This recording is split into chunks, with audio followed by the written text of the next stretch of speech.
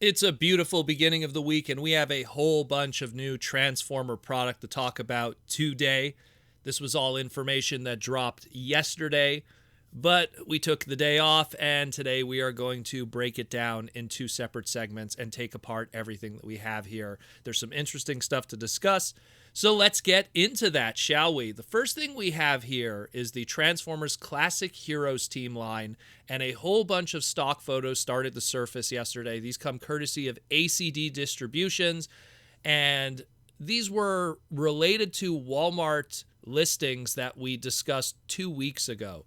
Now, 2 weeks ago, Walmart put out a whole bunch of listings in relation to the Transformer Classic Heroes line, along with a whole bunch of other product. And looking at those listings, it looked like it was par for the course for what Transformers Classic Heroes team has done in the past, which was trying to fill a void with a world without the Rescue Bots line. Hasbro wants to keep a presence in the toy aisles of the Play School division, and thus, without a Rescue Bots cartoon and a Rescue Bots toy line, still have some kind of ages 3 and under demographic toys for kids to still buy and play with.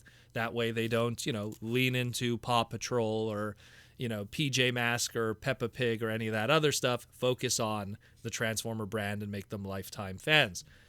So we had in 2019 the Classics Hero team. And Hasbro kind of also tooled with this idea of taking these old Rescue Bot molds, repackaging them, repainting them, giving them a new trademark, and putting them out in the toy aisle. We also saw that with the Dinobots Adventure subline, which was pretty much a whole bunch of the Rescue Bot Dinobot characters repainted into different iterations and trademarks, even Predaking. And that was that. When we learned about the listings of this, we thought it would just be a continuation of that. And looking at the trademarks that were available for that wave assortment of Optimus Prime, Bumblebee, Grimlock, and Optimus Primal, the general assumption that it was probably going to be pre-existing Optimus Prime, pre-existing Bumblebee, Rescue Bot toys repainted. And even in the trademarks of Grimlock and Optimus Primal, Grimlock had a Rescue Bots toy that transformed into a motorcycle from a dino.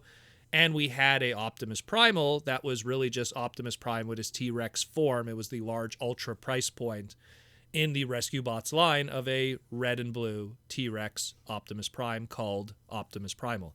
Really, at the end of the day, when that toy came out, that was an intended trademark save at the end of the day. Now, we finally have the stock images of this, and I'm pleasantly surprised to see that we got some new molds out of this. And I think that part of the reason why we got some new molds out of this, as opposed to, let's say, just straight up repainting product that came from, it's got to be at least 6 years now for that original T-Rex Primal. But I think that the part of the reason why this is happening is they want to normalize this silhouette, this image, and this idea of an Optimus Primal gorilla in 2022 to a younger demographic and even like a preschool and middle school demographic. And Primal, I think that the main reason why they're doing this is in 2022, this product is supposed to come out. In 2022, we were also supposed to have the Rise of the Beast movie. And I think that they just want to have this multiple-pronged attack of, hey, Kingdom had the Optimus Primal character with the ape. We had the Netflix series with the Optimus Primal with the ape. And now even in the Play School aisle, we'll have the Optimus Primal character with the ape design. And then when the movie comes out, originally planned in 2022, you would have Optimus Primal with the ape. Again, normalizing that trademark, that name with that character. Now, it sounds silly for hardcore fans that watched Beast Wars, and how could you not know that? But we're talking the new kids, the new demos, the new people that will be coming in and consuming the product. It's been a while since the Bumblebee movie. People are going to be returning back to Transformers in the theaters, and we're going to have to make them go, oh, here's this character. So I think that that's what was originally planned, that this was a product that was supposed to come out alongside with everything else that was going to be happening with Rise of the Beast in 2022. Now, of course, we know that's not the case. Rise of the Beast is going to be next year, but that's not going to stop the toys from rolling out and being what they are. And I like it. I think it's fantastic. It's a cute little Optimus Primal toy based off of his Season 1 coloring and design. It has what I love the most is the ape mode, which we only have a blurry image right now of the ape mode transformation. But he has those little missile launchers on his back that technically the original toy could still pull off also, because he has his little missile cannons that could pop up from the back of his chest and stuff. And of course, the character had it also in robot mode in the show and in the toy. I love what I see. I think it's fantastic. It's a shame that they can't have little accessories because they are Rescue Bots related preschool toys, which can't have weapons and accessories because of choking hazards and stuff. So they have to be pretty solid Transformer product that doesn't have breaking off parts and can handle all the QC and drop tests and everything like that. But I still think it's fantastic. I think it looks really cool. I think even the most hardcore of Beast Wars fans that would never buy any of this Rescue Bot or preschool related Transformer product will probably buckle and pick up this guy just because he's a cute little Optimus Primal.